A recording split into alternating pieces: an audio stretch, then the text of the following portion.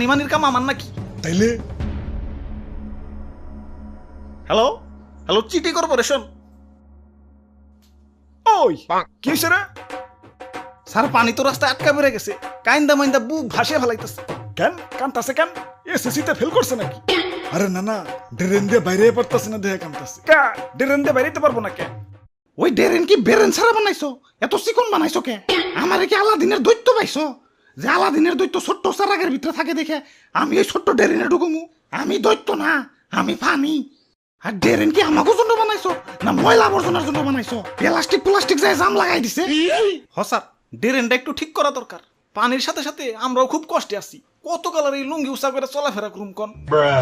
চিন্তা করো না, সামনে আমাগো মেগা প্রজেক্ট আসতেছে। 2050 সাল নাগাদ ড্রেনের সমস্যা আর থাকবে না।